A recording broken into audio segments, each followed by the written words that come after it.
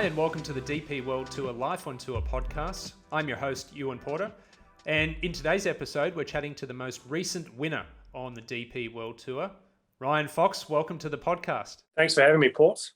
You're welcome, mate. You must be on cloud nine after that victory. Yeah, definitely. To win so early in the season after what's been a pretty tough couple of years is awesome. Unfortunately, it's been dampened a little bit by 7 days in quarantine, but I'm certainly looking forward to getting out tomorrow and celebrating a little bit with friends and family. Yeah, geez, mate, fingers crossed. I bet you can't wait to celebrate with the family. Yeah. I mean, I've spoken to them probably 3 or 4 times a day, and I'm looking forward to seeing them. My daughter started walking while I was away, so I'm looking forward to seeing that. And got a couple of dinners planned with the family and friends, and probably a bit too much red wine, but I've got a few weeks off now, so I should be able to recover. Well, you deserve it, mate. So that win in Ras Al Khaimah, that came off the back of a 4-week stretch in the UAE for you. 61st, 26th, and a miscut in the first 3 events. Did you surprise yourself at all with your form there? Not really. It was actually pretty close the first 2 weeks. I hadn't played any tournament golf since the end of October. So there was a fair bit of rust, and obviously, going into 2 Rolex Series events, it's probably not ideal preparation, having 3 months off. And bar a really poor back nine at Abu Dhabi, I was sort of running in the top 30 and felt like my game was in really good shape, and had a bad round on Friday in Dubai, but the rest of it was really solid. So I kind of felt like it was really close. The first week in Ras Al Khaimah, I had a few back spasms and sort of really struggled on the Friday, and it was probably a blessing I missed the cut, to be honest. I'd actually played quite solid on Thursday and got nothing out of it, and it was a real struggle Friday, and got some physio over the weekend, and my physio flew in from Holland on the Monday night, and we did some pretty good work Tuesday, Wednesday, and everything felt really, really good. And obviously it worked pretty well for the week as well. Yeah, absolutely it did. Look, 4 weeks in a row can be pretty tiring at the best of times, but especially when you're in contention and in the spotlight to win a tournament. Was there any fatigue at any stage there, or did adrenaline get you through? I think adrenaline got me through. I didn't sleep very well, as I mentioned a couple of times the night before. So I probably only had 4 or 5 hours sleep, but there was plenty going through the veins. And probably the only time I really relaxed is after I had that second shot on the green on 18, and felt like I pretty much couldn't mess it up from there, which was certainly a nice feeling. And adrenaline's a wonderful thing in that regard. I was ready to go. Obviously, being in the lead the whole week, going wire to wire, was pretty tiring. I don't think I may have done that on the Challenge Tour. I'm not sure, but if I've done it, I can't remember doing it. And it was a tiring week, but definitely worth it. And flying out Monday morning with no sleep as well, pulling an all-nighter on Monday night was Sunday night was interesting, but had 19 hours or so in a plane to think about that and get some sleep. So it was all worth it. Well, it was 3 years since your previous win in Perth. How were the nerves in that final round? Yeah, they were pretty bad. I had that awful feeling in the pit of my stomach all day. Surprisingly, I fell asleep okay the night before, but I woke up pretty early. I think I woke up at 5 or 4:30 or something, and you just have those thoughts roll through your head that you can't really get rid of. You feel like you've got no control over them, and I was actually okay once I started warming up. I was definitely nervous, but I was a lot less nervous than I was, the whole morning. And there was a couple of nervous shots on the golf course. Obviously, that little miss on 4 kind of was a bit of a whoopsie, but it wasn't quite as good as it was the first 3 days. But I felt like I still had pretty good control over what was going on, and I definitely was nervous, but felt like it wasn't overwhelming at least. Well, the first 3 events in the UAE were won by guys in their 20s, so nice to chalk one up for the 30s club. Yeah, I know. I feel very old onto it. It's obviously there's some pretty hot young talent out there. I mean, the youngest probably being the Højgaard twins. I mean, was it 5 wins on tour in 2 years or something like that? I mean, I've played with both of them, and they're very, very impressive. So, it was nice to chalk one up for one of the older guys, and actually shoot a few decent scores, get a low number in there. That's probably the lowest I've been on tour for 4 rounds. So yeah, certainly nice to do that and hole some putts and drive it pretty well for the week. So yeah, it was the game's in pretty good shape now. I've just got another 8 weeks off before I play again. Well, you've got a knack for going low, and we'll touch upon that a little bit later. But on the subject of the young guns coming through, there are so many of them. What impresses you most collectively about the young guys coming through? Probably the fearlessness, to be honest. I mean, they've, again, to use the Højgaard twins as an example, I mean, they came on tour just ready to win. There was no put themselves in contention a couple of times, don't get the job done, and figure it out a little bit later on. It's literally get in contention, be ice cold, hit all the shots you need to hit, and win. And it seems to be guys are coming out on tour now really young with really rounded games. There's no weaknesses, which even I felt like when I came out on tour 6 years ago or so, I still had plenty of work to do to get to world class in that sense, and still got plenty of work to do to get there. But it feels like all these young guys are coming out with all the tools and ready to compete, and don't care what event it is, don't care who they're competing against, just go out and get after it. Well, it's been well documented that you grew up the son of an All Black legend, grandson of one of New Zealand's greatest cricketers. As a kid, did you feel pressure at all to succeed in the sporting arena at all? Not really. I mean, both my granddad and my dad were very supportive of whatever I did.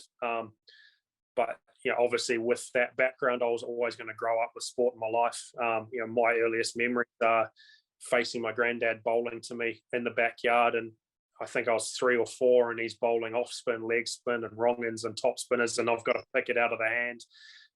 Obviously kicking a ball with dad in the backyard happened a fair bit as well. And rugby and cricket were what I naturally gravitated to, but there was always a golf club there. I think my granddad may have even built my first set of clubs from a couple of pieces of bamboo and a couple of blocks of wood. And I used to play golf with dad when I was a little bit older, play the old corporate day with him here and there. And so there was always sport there, but no real pressure to succeed.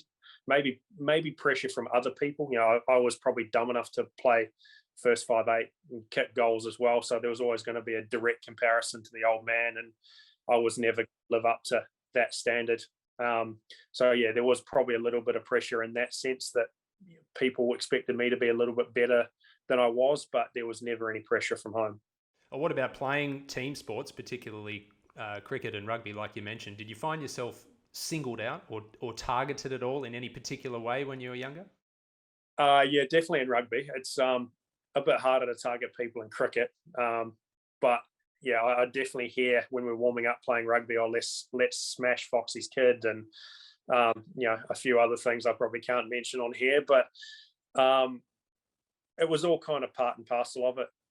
I didn't mind the physicality of rugby. I had a few too many concussions to carry on, but I guess I didn't know any different either. So it was kind of, it is what it is. And I was decent enough at rugby. I played first 15, and I really enjoyed my time playing rugby, but I'm glad I chose golf in the end. Well, yeah, your golf journey is actually a really interesting one, because you attended university studying for a law degree, and at the time playing off a 2 handicap. Was there an ambition at that point, when I'm assuming you were probably 18, 19 years old at that time, to play professional golf? None whatsoever, to be honest. I think I'd played maybe 2 or 3 tournaments as a junior, and they were all around my home course. Had no interest in playing tournament golf. And after I finished school, I quit rugby, mainly because of the concussion thing. I didn't enjoy playing men's grade cricket. I played a season of that, and that was a bit too intimidating, a bit too much seniority going on there. And as you said, I started a law degree and was doing the typical student thing, probably drinking a bit too much and eating too many kebabs and other things like that. But I really missed. I had 2 months without any kind of competitive sport, and I really missed that, and thought, well, I'll just give tournament golf a go. Went and saw a coach for the first time at 18 and got down to scratch pretty quickly. And my old man caddied for me at the first tournament I played. And I remember it was called the Waikato Winter Stroke Play, and it was in the middle of winter there was frost on the greens. It was freezing cold, and we played 72 holes in a weekend, basically teeing off in the dark and finishing in the dark. And I absolutely loved it. And that was me from there. Basically, I wanted to play as many tournaments as possible. And after a couple of years of doing that, I started doing part-time uni and thought golf might be a career path from there. And pretty glad I got there in the end. Yeah, well, you've done very well. I think you made the right decision. Look, speaking of your dad caddying, I've got a story. You turned pro in 2012, but prior to that, I remember playing with you and Benny Campbell, who was one of the world's top amateurs at the time, in 2012, the New Zealand Open at Clearwater in Christchurch. And we started on the 10th hole, par 5, water on the left, out of bounds on the right. We got to the 10th green, and I said to your dad, I said, your son's going to be a star. And I've been wrong a million times in my life, but I never ever doubted that call, and I'm glad I was right. But that the golf journey between attending university and turning pro, tell us about those few years. Yeah, well, that's quite a cool story, by the way. I appreciate that. I appreciate that. But basically, I went to part-time uni, sort of 2 years into my degree. I dropped out of law pretty quick. I didn't enjoy that. Plus, golf was a bit too much fun at that point. And I think I made New Zealand squad in 2008, and started playing team events and doing the overseas trips and stuff like that with New Zealand from about 2009 onwards. And I finished uni, I think, at the end of 2009 with a arts degree in psychology. That was sort of the premise of me playing golf, as mum and dad wanted me to get a degree, even though I think my attendance in the last year of university was probably well below 25%. And I think I refused to do one assignment because I was away on a golf trip and I just couldn't be bothered. After that, I definitely wasn't ready to turn pro. I think I was 22 at the time, and a long way away from feeling like I was tour quality. And I spent a couple of years playing full-time amateur golf, did a couple of summers in the States playing, the big amateur events over there, Western Amateur, Porter Cup, those kind of events.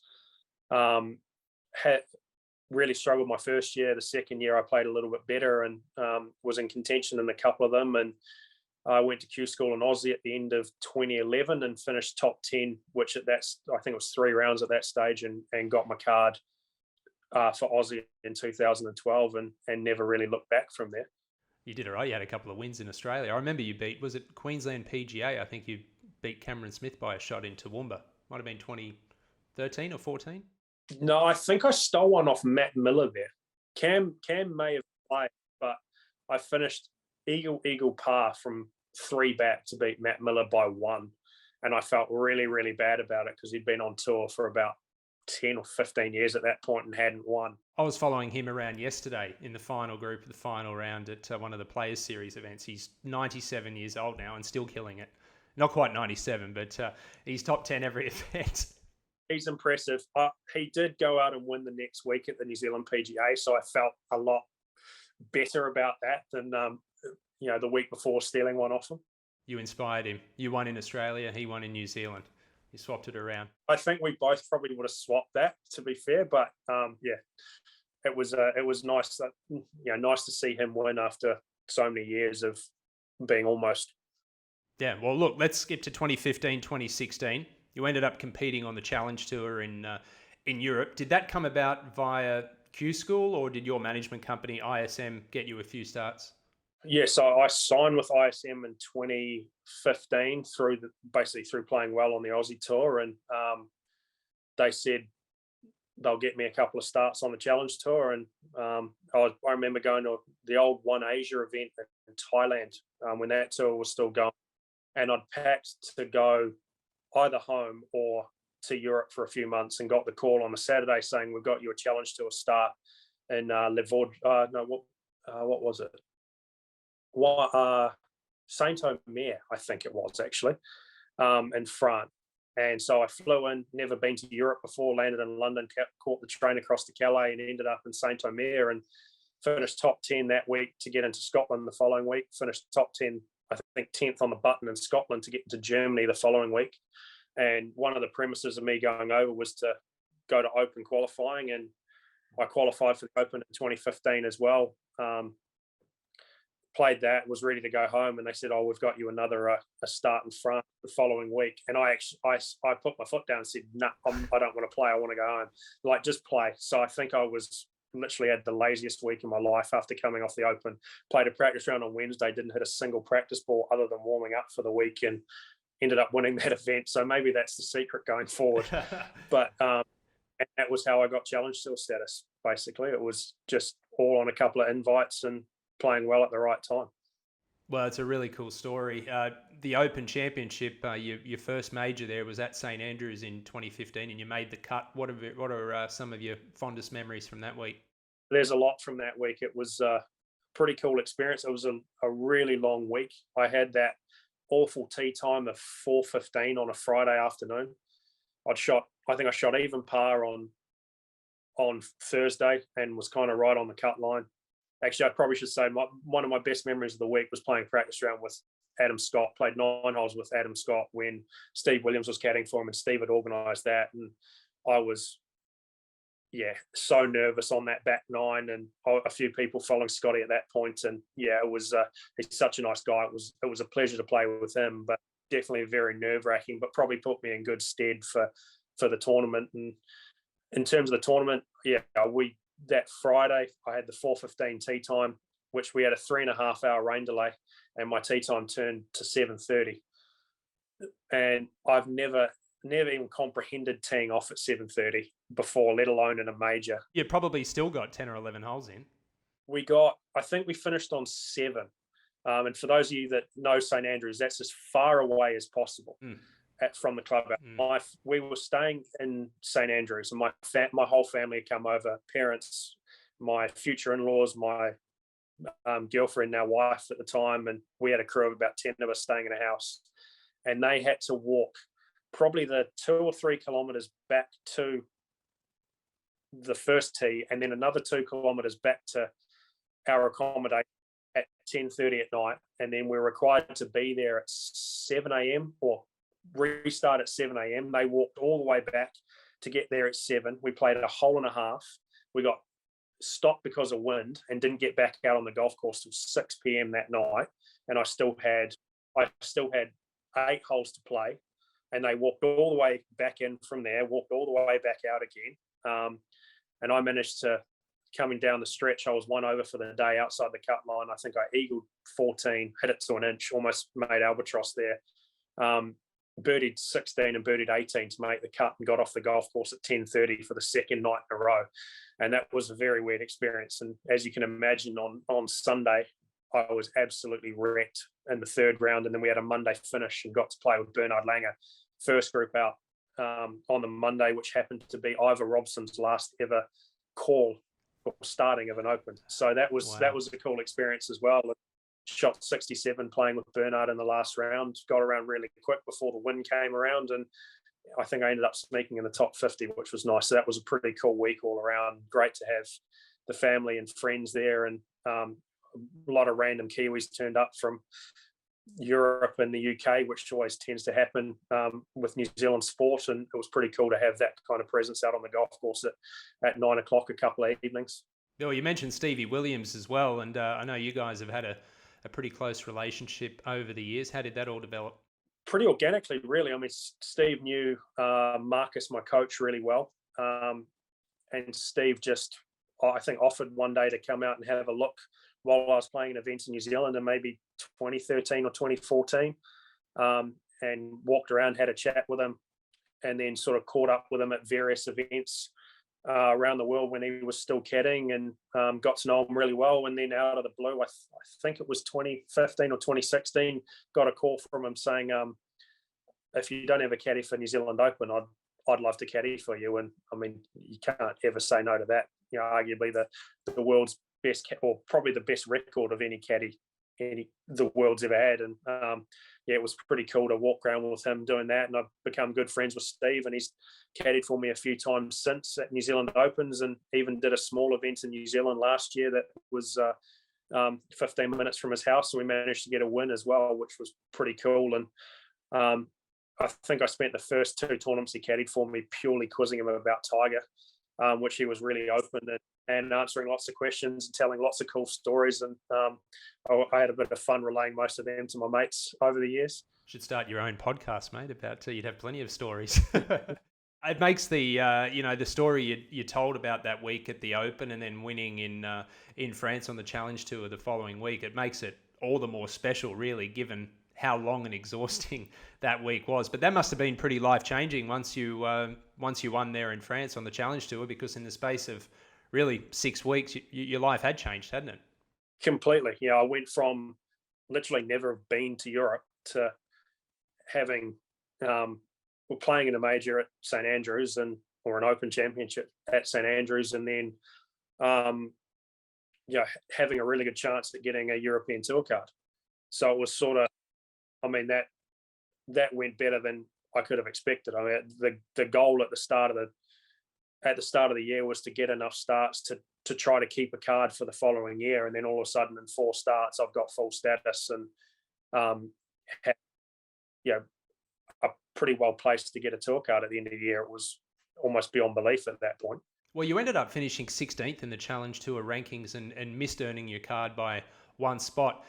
If my memory serves me correctly, did you miss a stretch of events or something at the end of the year that ultimately cost you? Yeah, I sort of made a couple of dumb decisions, which kind of went against what management was telling me. I'd got into Dunhill Links for the first time that year through the Aussie Tour money list, and really wanted to go. My whole family was flying up, and that was the same week as a Challenge Tour event, and decided to play that over the Challenge Tour. Didn't play very well at Dunhill that week, missed the cut. And then we had another event on the Aussie Tour. Well, I think it was co-sanctioned with Europe. Oh, I may not have that. The Fiji International, I can't remember if it was co-sanctioned with Europe or not. And I always really enjoyed that golf course. And I was flying home for a few weeks for a break before the end of the season. I decided to play that event instead of play another Challenge Tour event. And I think I finished 3rd in that event, but it kind of didn't mean anything for the Challenge Tour. And I missed a couple of events, went down the money list and came back and, had probably spent all my energy. I think I'd done 3 trips back and forth to Europe at that point. Obviously, New Zealand's about as far away as you can get. Certainly wasn't flying at the front of the plane or anything. So the body, the mind, everything was pretty tired. And I played awful at the end of the year. And ended up missing my card by, I think it was like €1,000 or €2,000, which is, considering I missed probably 5 or 6 events, wasn't a lot. But in hindsight, it was probably better. I think I ended up a much better player getting through in 2016 than I was at the end of 2015, and learnt a lot through those hard times, sort of the start of 2016, feeling like, I should have done this, I should have done that. And it was probably a benefit in the end that I missed. Well, it was quite a bounce back in 2016 because you notched your 2nd Challenge Tour win in Northern Ireland. You had a couple of runner-ups, finished 4th in the Challenge Tour rankings to ultimately get your card for 2017. Did you find, we all know that you love home, you love New Zealand. Did you find it easier in 2016 to be away from home, or were you still struggling with the trying to find the right schedule? I think 2016 was easier in a couple of senses. I tried to play main tour at the start of the year badly, and I made the call pretty early on in the year that I was going to go back and play Challenge no matter what. And the second thing, we decided we were going to have a base in London, that the travel was too brutal. At that point, I had a lot of living in London. My sister was living in London at the time as well. So we got a flat in Wimbledon, and I ended up practicing out of Fox Hills. And all of a sudden, instead of the in-between weeks, having to find somewhere to stay and practice and stuff like that, I had a base I could go back to. Obviously, add sort of one 24-hour flight over a 6-month period instead of doing one every 6 weeks. And that made a massive difference. And I played great pretty much that whole season on the Challenge Tour. I think I might only miss 1 or 2 cuts, had a lot of top 10s and another win, and qualified for the Olympics as well. So it was a pretty good season all round. And as I said, I think I learned a lot from the previous year, and I was a much better player at the end of 2016 than I was at the end of 2015. Foxy, you mentioned the 2016 Olympics in Rio. What about the most recent one in Tokyo? How was your experience there? And it must mean a lot to you being a proud Kiwi to represent your country, New Zealand. Yeah, I mean, they were two very different experiences. An honour to qualify both times. Coming from, my sporting background, where representing New Zealand was the highest honour. It doesn't really get much bigger than doing it at the Olympics. To represent New Zealand at the Olympics is awesome. To be part of a team, which you don't get to do in sport, in golf very often. And with me growing up in team sports, that was cool. And 2020 or 2021 was a little bit dulled down. Obviously, with the COVID restrictions, we couldn't go to some of the other events, which is, I think that was the best part of the Olympics for me in 2016. I got to watch Mo Farah win the 10,000, got to see Michael Phelps swim, had a mate of mine, Simon Child, who was captaining the New Zealand hockey team. At the time, he was a mate from school. I used to play cricket with him, and so it was cool to go and watch them play. So there was none of that in 2021.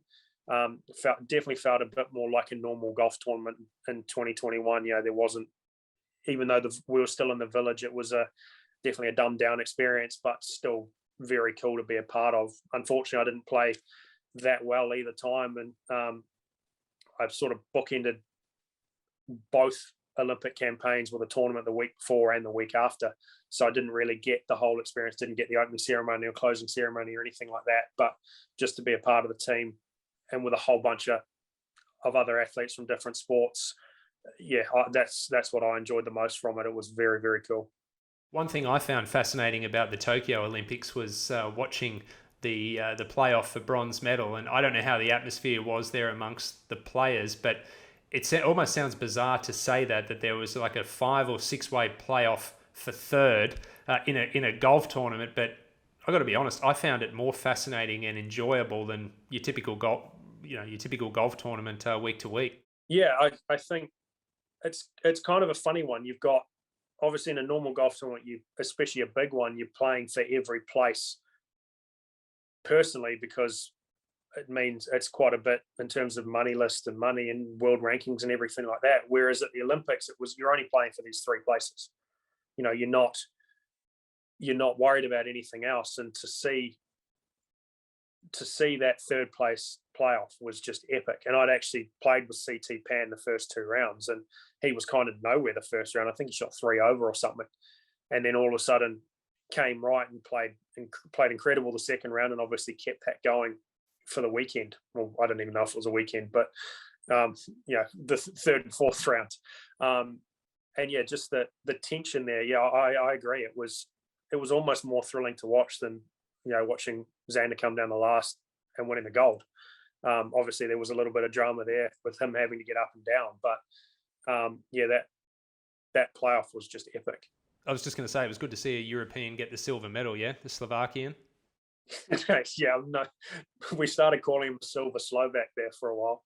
I don't know if he liked it too much or not, but I played with Rory a couple of weeks later at the Dutch Open, or a few weeks later at the Dutch Open, and he was still buzzing from it. And Slovakia had taken it incredibly well. It was huge for them. So, good on him. And to shoot 10 under in the last round or something silly like that. 61, I think it was. Yeah. I mean, there was some low scores in the last round, but still to go out and do that when, probably one of the biggest tournaments you're ever going to play. I mean, I know majors are huge, but you've got one Olympics in every 4 years, and there's a whole lot of top 10 players in the world that didn't get a medal out of that Olympics. So it's pretty big for him, and it was just cool to see the whole experience. It is different, but the getting announced by country and how we were on the first tee and wearing your country's colors and all that, it's just different, but it's so cool. And I think golf needs a little bit more of that at times.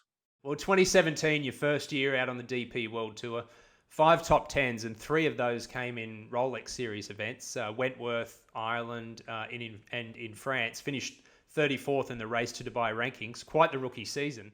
Yeah, it was really good. Obviously, the Rolex Series was really good to me. I think I had 3 in a row: France, Ireland, and Scotland. And that was kind of my first proper taste of links golf, playing Ireland and Scotland, and I absolutely loved it. Obviously, I played the Open in 2015, but to have a really good go at it a couple of weeks in a row and not just have a random tournament,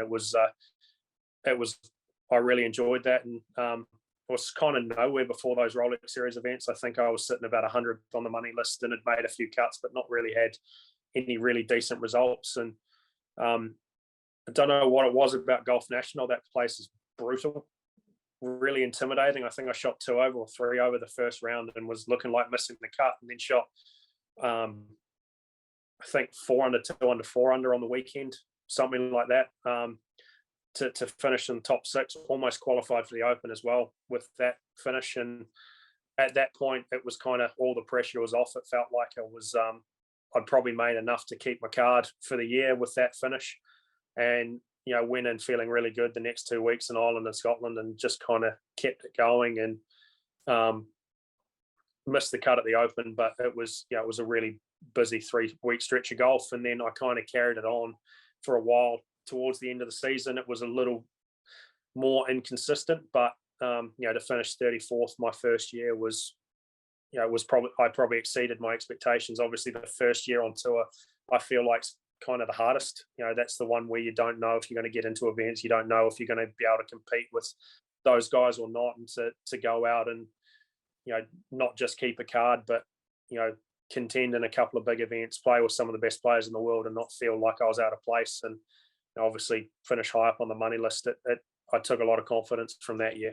And the USPGA Championship that year at Quail Hollow must have done you the world of good too, because I remember seeing you there and you were top 10 entering the final round. That would have been an incredible experience too. Yeah, and then it all went wrong in the last round. I think I finished 50th or something. No, I didn't mention that. Yeah, but that was, I'd never been in a position in the major. I was off, late Sunday afternoon with the big crowds on Quail Hollow was a really tough golf course, and I'd played really good the first 3 days. I think I'd held the course record for about 20 minutes before Hideki and Justin Thomas beat it. But that was a really cool experience. And again, that was another moment where I'd played with a lot of the best players in the world, and on the same golf course, and felt like I could compete. And that was, even though finishing 50th in the end wasn't ideal, to be sitting in the top 10 after 3 rounds at one of those events, I felt really good about how I was progressing as a player. Well, 2018 was another fabulous year for you. A couple more top 10s in Rolex Series events, but one that I remember very clearly was the near miss in Ireland against Russell Knox. That must have been pretty shattering, coming so close. Yeah, I mean, it's sort of one of those ones. I didn't feel like I did anything wrong. It would have been worse had I, made bogey down the last to get in the playoff and then lost the playoff or something like that. But I took the theory that week I was going to take the golf course on, and I carried that on the whole way through the last round as well. Played really solid, and I had a couple of chances to win it outright. I think I had about a 10 or a 15-foot eagle putt on 17 that I missed, and then I hit it to 8 foot, I think, on the last in regulation, and knew I had that putt to win. I hadn't seen Russell hole his putt. I'd heard a big cheer, and I was playing with Danny Willett, and Danny was actually really encouraging. He's like, "Don't worry, Foxy, that wasn't Russell. It was someone else hold that putt. Don't worry." And get up there and saw that it was Russell that had hold the putt. And I had a great shot in there to 8 foot, and Dan probably steered me wrong. Actually, had a putt from a very similar line that broke a little right to left, and I gave mine a little bit more than what I originally read because his putt broke, and my putt finished directly behind the hole. And I mean, looking at that, you go, well, I had a putt exactly where I wanted to, and then obviously we get in the playoff, and I hit two really good shots in there again to 15 foot, and Russell basically held the same putt by all accounts. And I had a great putt and it horseshoed out. Sometimes the golfing gods just, it goes against you, and that was one of those things. I never felt like I lost that tournament. I felt like Russell went out on that, and I knew him pretty well. I played with him a few times, and he was a nice dude. I had no animosity there whatsoever. I felt like I did everything I could have, and if I'd have looked back on it too much more, I think I probably would have done my head in. The odds of 2 40-footers in a row are pretty slim, and then having one horseshoe out in the playoff to continue, it's a little bit tough as well. But it was just one of those weeks. To be in contention at one of those events is pretty cool, and to feel like I did everything I could to win it, and not do anything wrong. I took a lot out of that anyway, and it would have been nice to win, but You know, I felt I did myself pretty proud anyway that week. 5 top tens your first 2 years in Rolex Series events. What was it about what is it about the big events that makes you step up your game another level? If I'm being cynical, I think some of those big events were less putting competitions than the normal weeks on tour. That's probably been my Achilles heel the whole time I've been on tour. It's always been streaky, and sometimes when it's been on, it has been the weeks where the ball striking's not been quite there, so it doesn't really show up in the scoring. But though I felt like the Rolex series were generally on a bit tougher golf courses for the most part, especially links golf, especially. There's generally some wind. You've got to have pretty good control over your ball. I always felt like I hit the ball low, like found it very easy to hit the ball low and play in the wind because we grew up in that in New Zealand, and I played a lot of golf in Australia as well. As you know, it's pretty bloody windy over there. So I felt, Golf National was another one of those examples. You can't hide around there. You've got to hit it pretty solid. And that I felt like those golf courses kind of fitted my game a little bit better than some of the ones where you have to go out and shoot 20 under par when you feel like you've got to shoot 20 under par every week to win. And there's been a couple of them I still haven't figured out. I still haven't figured out Wentworth, but I always enjoy that stretch of Rolex Series events through the middle of the year when they were there, the Ireland, Scotland, and then the Open. If you managed to qualify for those on top of that, was pretty cool.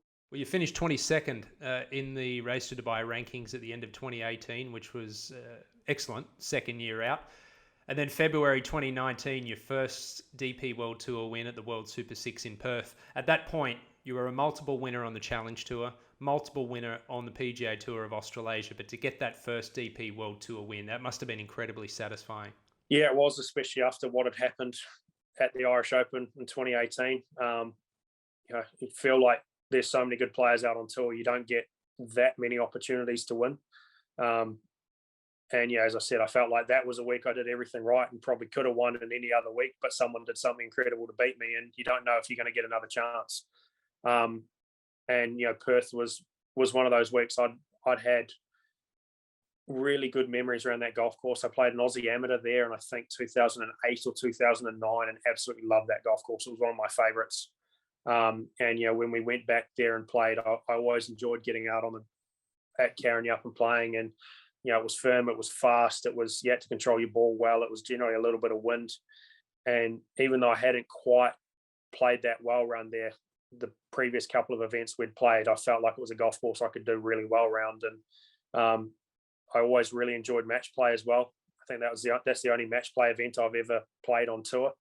And that I think that goes back to playing team sports as well. It was all the direct competition. I think tournament golf, in a 156-man field, you don't get that feeling quite as much. You're just trying to beat the golf course. Whereas, playing match play, it doesn't matter what you shoot. You just want to beat the other guy opposite you. And obviously my family, I grew up in a pretty competitive environment. I don't think my old man talked to me for 2 days after I first beat him at golf. We used to have shouting matches, playing table tennis, pool and everything like that. And, it was all good fun, but, it was really competitive. I think match play kind of brought that out in me.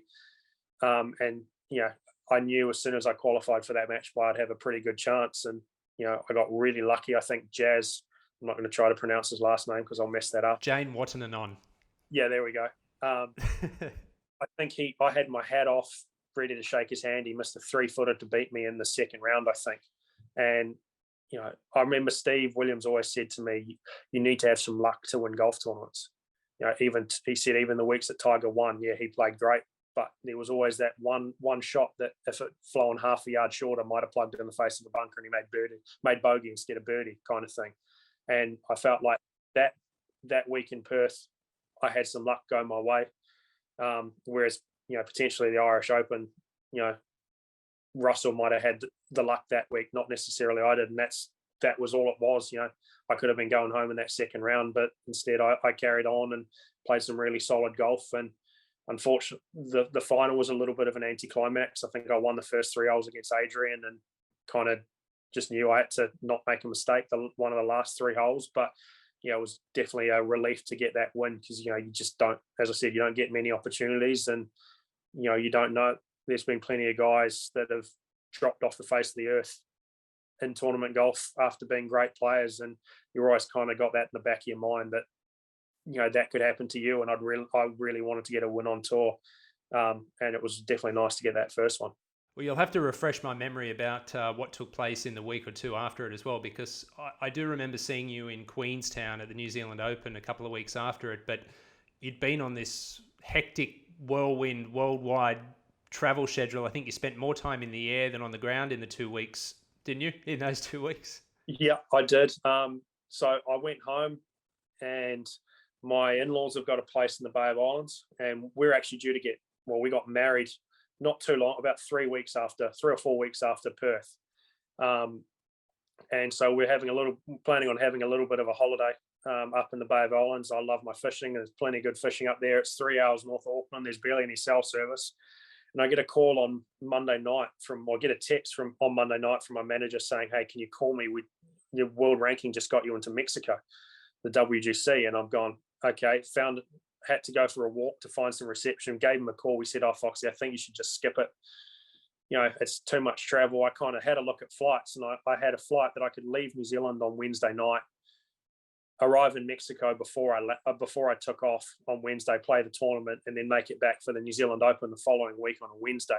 Time-wise, you actually took off. So I'm assuming you took off, afternoon in New Zealand, and because of the time difference, you landed on Wednesday, but before afternoon. Is that correct? Yeah, so I think I couldn't get back to Auckland on the Tuesday night, but I could get back to Auckland.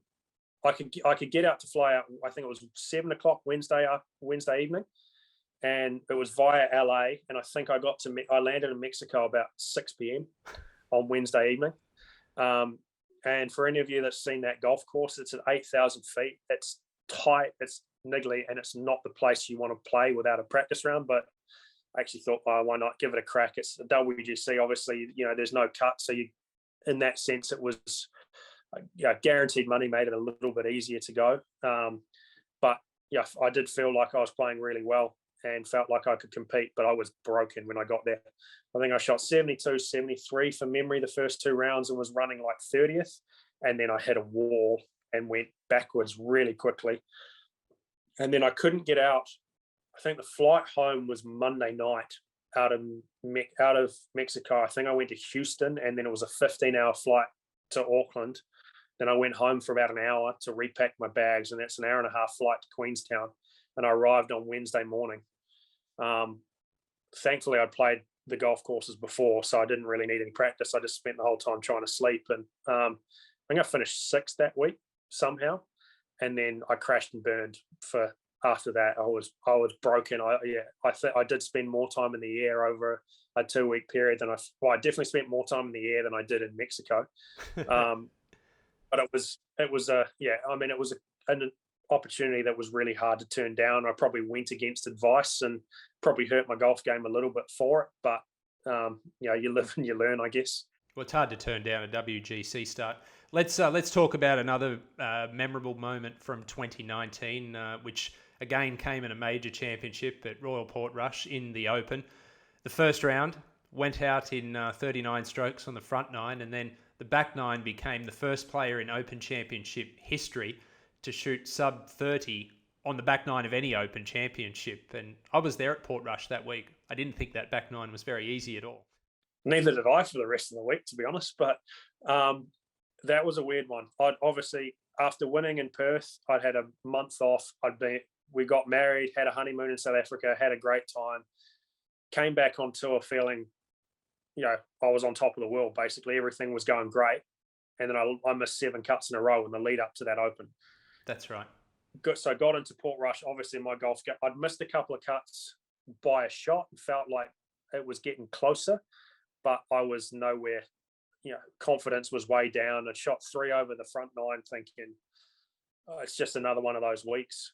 I'd not played that bad. I'd probably hit 2 bad shots and had not got a couple up and down or something, and it just looked like another one, exactly what I've been doing for the previous 7 weeks. And then out of the blue, I hold an 8-footer. I say out of the blue, I don't think I'd hold anything over about 3 foot the whole day, and hold an 8-footer for birdie on 12, 11, 12. 12's a par 5. And then I don't know. I went unconscious for a while there. I think I had 6 birdies in the last 7 holes. And there's some pretty strong holes out there. I think the only one I didn't birdie was a 16th, which is... It's about par 4 anyway, that hole. Yeah, it felt like that. And I didn't miss a shot. I think I hit it. I think I hold maybe a 20-footer on 13 for birdie, and everything else I hit inside 10. And there's some pretty tough golf shots around there. And then all of a sudden I get whipped off the course to do some interviews, and you set an open record, and I'm just happy I shot under par. Yeah. I had on a tough golf course. I saw it. It was freaky, and to have that as a record is pretty cool, considering there's been 149 of them so far, and not something I'd necessarily expected, especially after how I was playing. I still went out the next day, was nervous as hell, and made the cut on the number, but it was to get a slice of Open history is very, very special. Well, you finished tied 16th that week, which is very, very commendable. 2020, 2021, 3 top 10 finishes, which included the runner-up down at the Vic Open to Minwoo Lee. Those 2 years, obviously very stressful for everyone, but probably more so for yourself, being so far away, as you've mentioned, in New Zealand. How was it? Like, how stressful was it? It was a mess, to be honest. I'd started 2020 really well, played pretty solid in the Middle East, and then finished second at Vic, and was feeling really good about my golf game. And then obviously the world got turned upside down in March. And then, obviously New Zealand was in a pretty good place early with COVID. Everything felt pretty normal, and I made the call to go overseas in June to play again. And then that's when everything kind of got weird back here. We decided we were going to do this elimination strategy. And then, we were implementing 14-day hotel quarantine for everyone coming in. And to start with, it was easy enough. You just book your spot and you get home, and 14 days in a hotel sucks, but at least you knew you could get home. And then it just over the next year, it just got worse and worse. I remember booking... Obviously, 2021 was a bit more of a normal year in terms of, no status rolling over on tour and stuff like that. And so we had the Middle Eastern events at the start of 2021, and I'm waiting for them to be confirmed to book travel, which didn't happen till I think early December. And we've all of a sudden got a booking system for our quarantine spots. And I looked to try to come home in February, and there was no dates to come home, nothing available. And at that point, my wife, when I was looking for flights, my wife was about 38 weeks pregnant. So there's no, she understands I've got to go away, but it's pretty hard to go, well, I'm going to have a 4-week-old at that point. I'm going to go away and not know if I can come home. So we were stressing about that. Basically got told, you're just going to have to keep refreshing the site and hope someone pulls out of their spot and something comes available. Thankfully that did. So I managed to get a spot the day after Saudi, or the first day I could actually get home with a flight after Saudi. And so I left in January with a 4-week-old, knowing I was away for 3 weeks and had to do another 14-day hotel quarantine when I got home. And then all of a sudden we get to Saudi and they start cancelling all the flights from Saudi back to Dubai, and I'm looking at this booking system we've got, and the next available date is May to get back into New Zealand. And I'm talking to my manager, I'm stressing out, going, if I don't get back home, I can't get back till May. Like, I don't even know what I'm going to do. Like, I can't have I can't miss 4 months of my daughter's life. That, it all worked out in the end, thankfully. The tour was great, and we basically had a charter flight back from Saudi to Dubai, and I could get my flight Monday morning, and I got my quarantine spot. But there was basically the whole time I'm dealing with that. And then I missed a bunch of events in March and April, knowing that if I left the country, I couldn't get back in. And obviously with a young daughter at that point, and my wife wanted and needed support at home, it was pretty tough for us to all leave and pack up and go overseas with all the uncertainty. And I finally made the call in May that I had to go.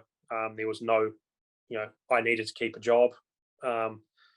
And at that point, families couldn't come to events. And so my wife decided, well, if I can't come to events, I'm not going to sit in a little flat in London and, with no help, no family support, and just be alone. So she decided to stay at home until something changed when we could get families to events. And there was a stressful couple of months there waiting for the governments to give the all clear that we could have extra people at events. And I finally got to catch up with them the Scottish Open in 2021, which was early July. So you basically had 2 months apart, is that right?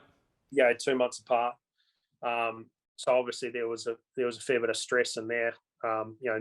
It's pretty hard leaving home, not knowing when you'll see your family again. And then, when they're over, it was great. They traveled to most of the events, especially, the one good thing with the pandemic from my point of view is there was a lot of events in the UK and the travel was really easy. So, with a young daughter at that point, the travel was a lot easier than traveling all over Europe and stuff. So that made it a bit easier for the family to travel. And I had a decent little stretch through there, enjoyed them traveling, and we managed to get a spot to come home in our quarantine system the week after Wentworth. And at that point, I played Wentworth, played badly, but made the cut, finished sort of down the bottom. And we're tossing up whether we're going to go home after that week and miss the rest of the season, and basically be stressing from the wrong side of the world to see if I would keep a card or not, or give up our quarantine spot and not know if we could get home at the end of the year. And so we made a tough call to give up our quarantine spot. And then we were in limbo for a while. I think at the end of the year, we had,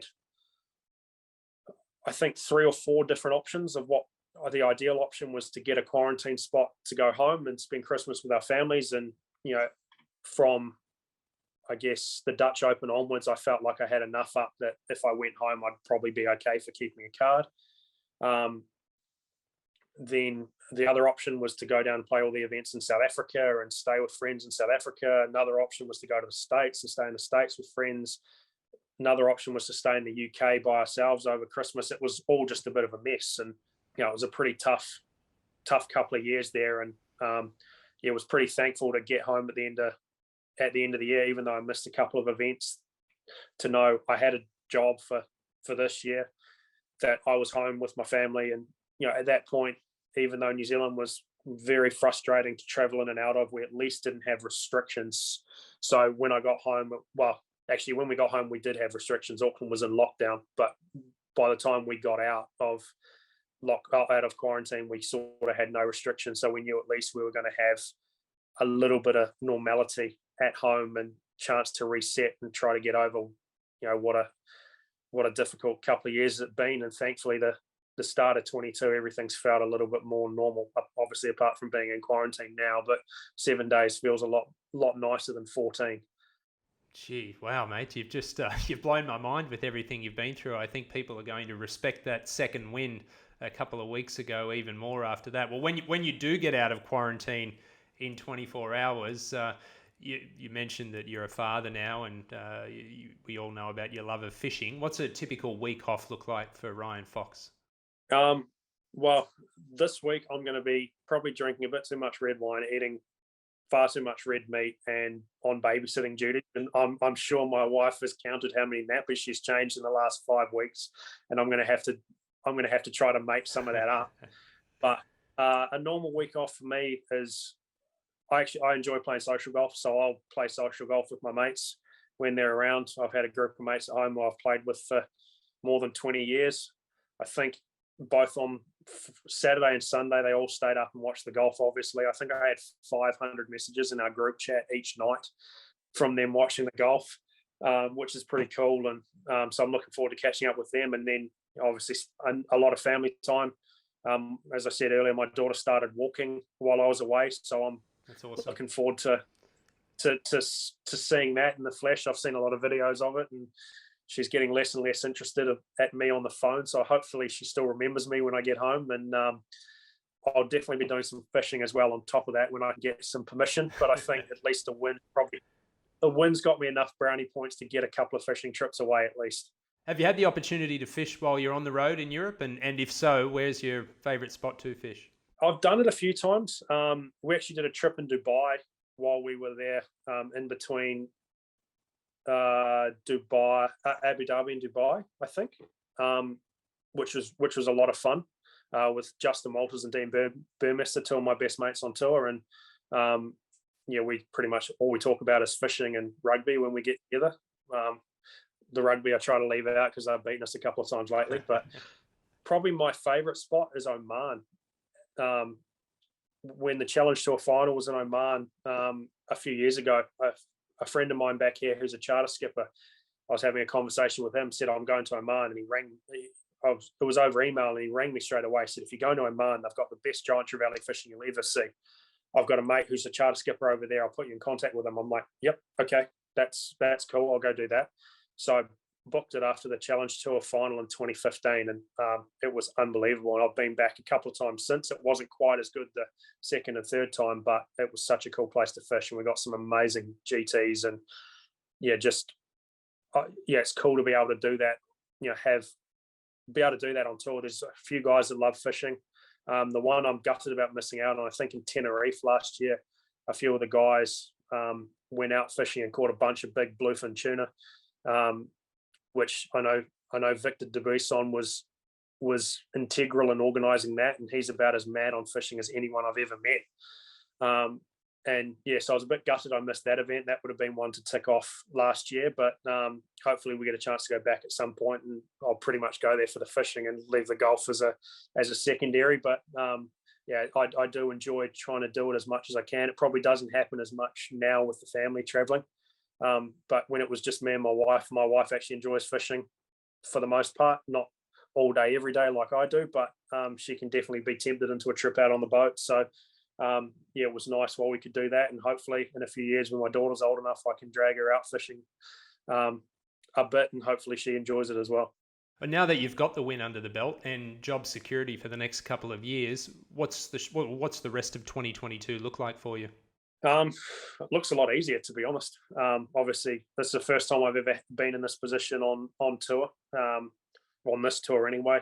To have, even in Perth, it was the year +1, so the next year kind of felt like you were still starting from scratch again. You needed to keep a card, whereas to know I've got job security for a couple of years is awesome, and it definitely makes planning a schedule a little bit easier. It's obviously I've gone a fair bit up in the world rankings after last week as well, so there's a chance to qualify for the PGA Championship. I'd love to qualify for the Open. I mean, St Andrews is special, and the 150th is going to be even better. And I guess the focus has changed a little bit from what it was. The goal at the start of the year was to win again, and to tick it off that early is pretty cool. And I'm looking forward to what's on the rest of the year. Obviously, the golf game feels like it's in good shape.